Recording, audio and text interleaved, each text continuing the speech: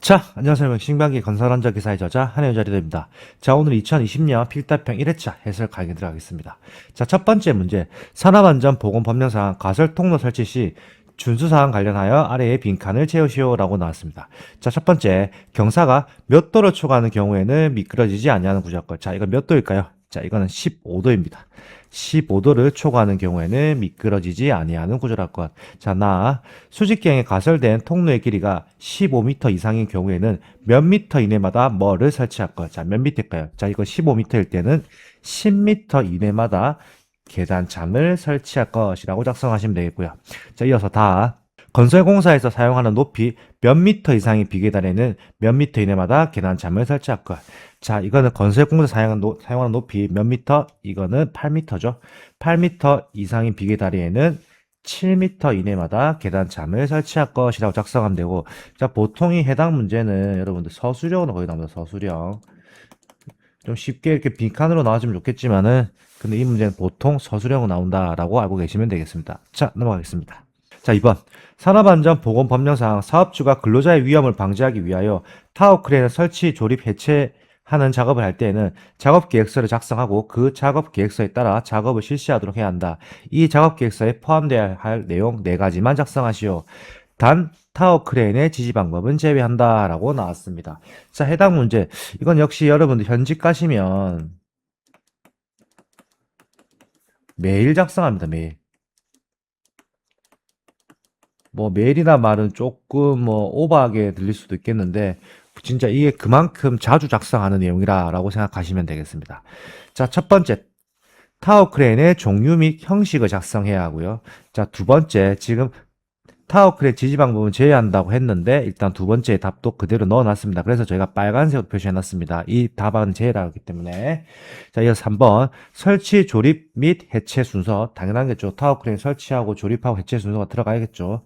그 네 번째 작업 인원의 구성 및 작업 근로자의 역할 범위입니다.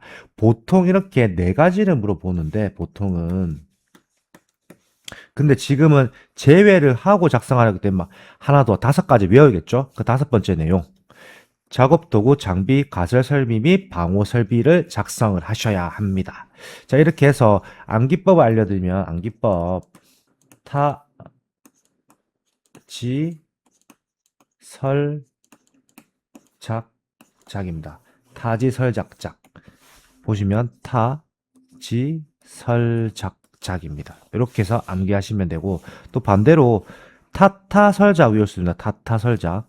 그러니까 이건 타워크레인을 넣어도 되고 안 넣어도 되는 겁니다. 이해하셨죠? 자, 넘어가겠습니다. 자, 3번. 산업안전보건법령상 다음 빈칸을 채우시오 라고 나왔는데 자, 해당 내용 여러분들 별표 2개. 자, 이 내용은 작업형도 출제가 됩니다. 작업형. 자, 보시죠. 적정 공기랑 산소 농도의 범위가 몇 퍼센트 이상 23.5% 미만, 몇 퍼센트일까요? 이거는 18% 이상 23.5% 미만. 이산화탄소의 농도가 1.5m 미만, 그 뭐뭐의 농도가 30ppm 미만. 이건 뭘까요? 일산화탄소의 농도가 30ppm 미만, 그리고 뭐뭐가 10ppm 미만인 수준의 공기를 말한다. 이건 뭘까요? 이거는 황화수소입니다. 황화수소. 이거 완전히 암기법 제가 알려드릴 때는 예전에는 제가 일산이라고 했죠. 일산. 일산은 30분 걸려라고 제가 말씀드렸던 암기법 생각나네요. 저를 따라오시면 이 암기법 아실 겁니다.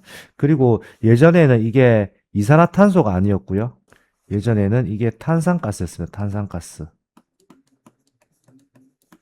그래서 어떻게 했었냐면 탄산음료는 1,500원이다 라고 이렇게 좀 재미나게 표현했던 게 기억이 나네요. 여기 보시면 탄산가스의 농도가 1.5% 미만. 그렇기 때문에 탄산음료는 1,500원이다. 이렇게 암기하셨던 내용이었는데 지금은 이산화탄소로 바뀌었다라고 알고 계시면 될 것 같습니다. 자, 넘어가겠습니다. 자, 4번. OJT 교육에 대해서 간략히 작성하시오라고 나왔습니다. 해당 내용 참 쉽네요. OJT 이건 어찌 보너스 문제죠. 보너스. 자, OJT 교육 보시죠. OJT 교육이란 직속 상사가 부하 직원에게 일상 업무를 통하여 지식, 기능, 문제 해결 능력 및 태도 등을 교육하는 방법으로 개별 교육에 적합하다. 자, 우리가 이 개별 교육이라는 데 포인트에서 줘야겠는데, 우리가 신입 직원들이 오면은 1대1로 OJT 교육하죠? 선임자를 붙여가지고 오늘 해서 OJT 교육을 실시를 하죠? 그렇기 때문에 개별 교육을 한다는 부분에서 좀 포커스를 잡고 그 앞의 내용은 좀 우리가 진짜 그럴듯한 말로 해서 정확하게 쓰시면 될 것 같습니다. 자, 넘어가겠습니다. 자, 5번. 산업안전보건법령상 사업주는 근로자가 상시 분진 작업에 관련된 업무를 하는 경우에 근로자에게 알려야 할 사항 세 가지를 작성하시오라고 나왔습니다. 근데 실제로 법안에서는 5가지가 있죠. 자, 분진 작업에 관련된 거. 자, 첫 번째, 근로자에게 알려야 할 사항. 작업장 및 개인의 위생 관리를 알려야겠죠. 그 두 번째, 분진의 유해성과 노출의 경고 맞습니다. 분진이 유해하고 그 노출이 어떻게 되는지를 알려줘야겠죠. 세 번째, 호흡용 보호구의 사용 방법. 자, 이거 조금 제가 좀 재미난 얘기를 하나 해드릴게요. 자, 호흡용 보호구 하는데 보통 우리가 일반적인 마스크는 잘 착용합니다. 근데 우리가 방독 마스크 계열을 쓸 때는 이게 잘 안 써보신 분들은 이거를 잘 못 씁니다. 그렇기 때문에 호흡용 보호구를 어떻게 착용하는지도 알려줘야 합니다. 이거 보통 현장의 작업자분들한테 주면은 못 씁니다. 한번 써봤던 사람들은 어떻게 쓰는지 알고 있는데 그냥 뚝 줘버리면 이거 어떻게 쓰는지도 몰라서 이거 어떻게 써줘야 하고 되게 당황하시거든요. 그래서 이런 거를 알려줘야 한다라고 생각하시면 되겠습니다. 이어서 네 번째, 분진에 관련된 질병 예방 방법. 그 다섯 번째, 분진의 발생 방지와 작업장의 환기 방법. 이렇게 해서 5가지를 꼭 암기하시기 바랍니다. 자, 넘어가겠습니다. 자, 6번.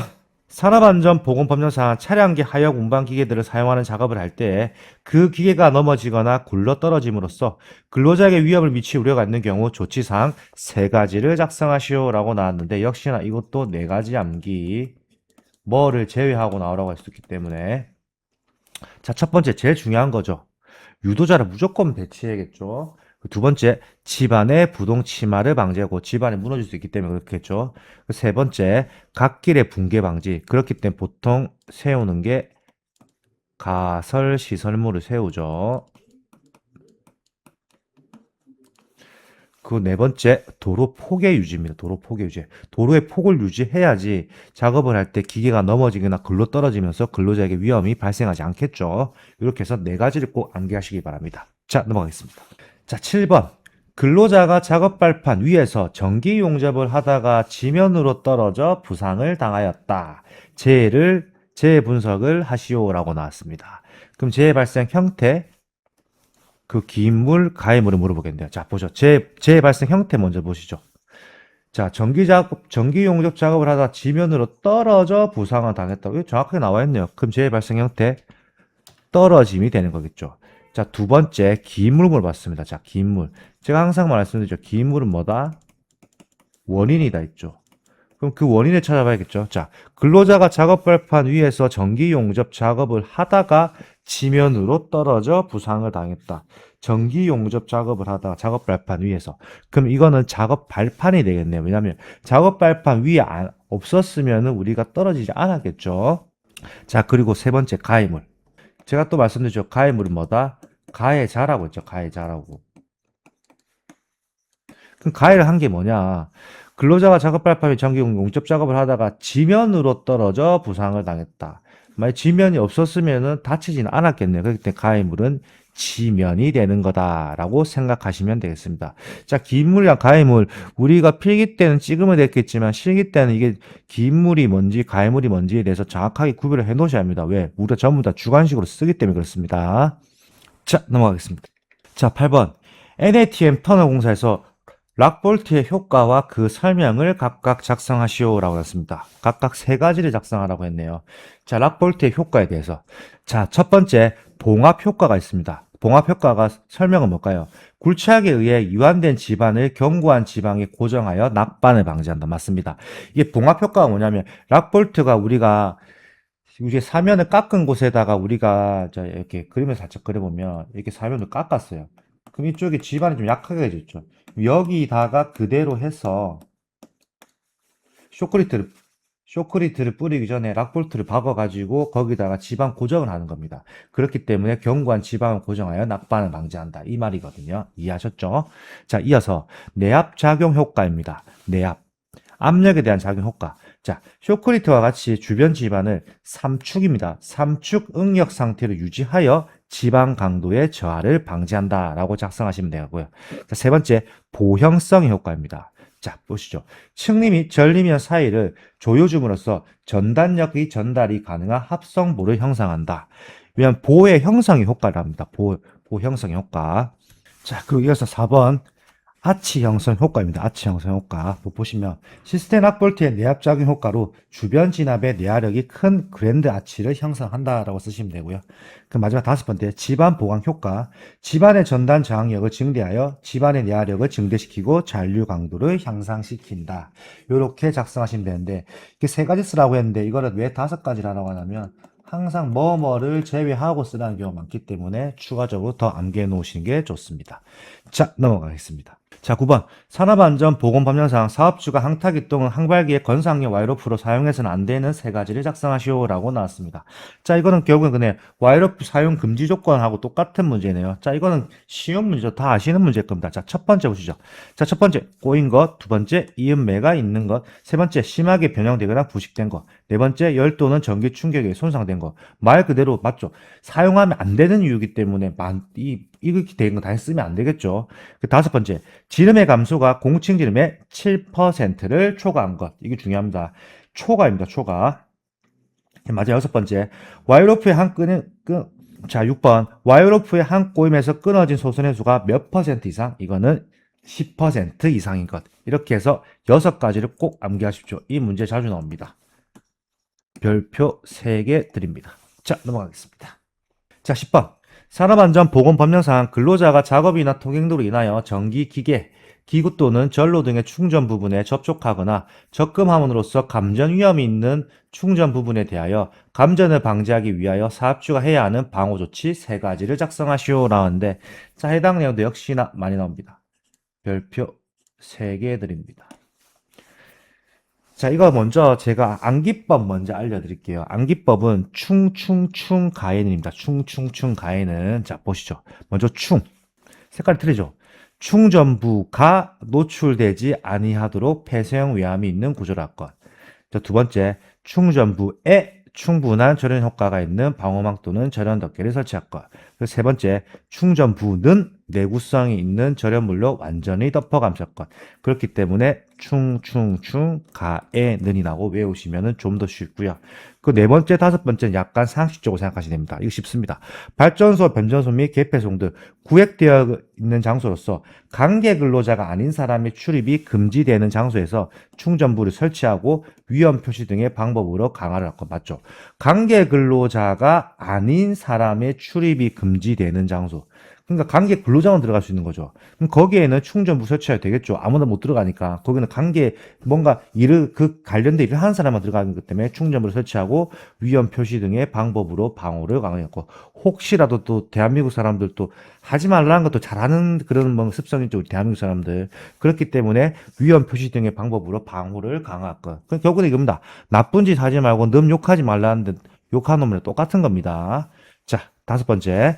전주 위, 철탑 위 등 격리되어 있는 장소로서 관계 근로자가 아닌 사람이 접근할 우려가 없는 장소에 충전부에 설치할 것. 자, 전주 위랑 철탑 위를 일반인이 올라갈 수 있겠습니까? 전주 위 요즘 올라가는 사람 거의 없을 거고, 그리고 철탑은 더더욱 못 올라가겠죠. 철탑 올라가면은 저희 극한 직업 보면 철탑 위 올라가서 일하시는 분들 보면은 진짜 오금이 저립니다. 저는 거기 올라가면 못 올라갈 것 같습니다. 정말 무섭거든요. 그렇기 때문에 거기는 일반 사람이 절대 접근할 수가 없기 때문에 거기에 충전부를 설치한다라고 생각하시면 됩니다. 이렇게 해서 이거는 총 5가지 꼭 암기해놓으시죠. 자, 이 내용은 작업형도 이어집니다. 필답도 나오고 작업형도 나온다라고 생각하시면 되겠습니다. 자, 넘어가겠습니다. 자, 12번. 집안의 연화 현상 방지 대책을 2가지 작성하시고 나왔는데, 자, 이 집안 나왔는데, 자, 이걸 또 흙이라고 나오는 경우도 있어요. 자, 보시죠. 첫 번째, 동결심도 아래에 배수층을 설치를 해야 하고요. 자, 두 번째, 동결심도 상부에 흙을 비동결성 재료로 치환을 시키고 바꿔준단 말이죠. 그 세 번째, 모관수 상승을 방지하는 차단층을 설치하면 된다라고 작성하시면 되겠습니다. 이 내용도 역시나 자주 나옵니다. 별표 2개입니다. 자, 넘어가겠습니다. 자, 12번. 산업안전보건법령상 경고 표지의 명칭을 작성하시오 나왔습니다.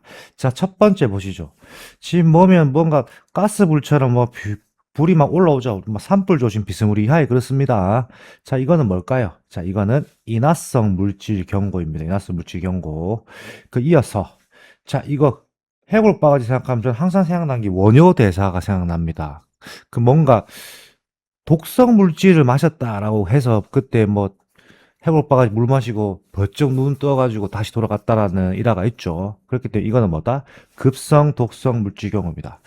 자, 지금은 제가 재미나게 표현했는데 안전보건 표지 다 외우셔야 합니다. 근데 안전보건 표지는 신기방기 네이버 카페에 들어가시면은 어느 누구나 무료로 다운로드 받을 수 있습니다. 신기방기 네이버 카페는 무료로 가입하셔가지고 또 타 교재 보시는 분들도 상관없습니다. 그래 들어가셔서 안전보건 표지 깜지 노트 버전이 있습니다. 딱 3번 써보면 다 외울 수 있습니다. 그 다 외우시는데 별로 어렵지 않으니까 저 믿고 한번 따라와서 작성해 보시면 되겠습니다. 자, 넘어가겠습니다. 자, 13번. 산업안전보건법령상 꽂음 접속기를 설치하거나 사용하는 경우 사업주의 준수사항 3가지를 작성하시오 라고 났습니다. 자, 꽂음 접속기 문제. 이거 오랜만에 나왔죠. 자, 이거는 별표 1개입니다. 자, 첫 번째.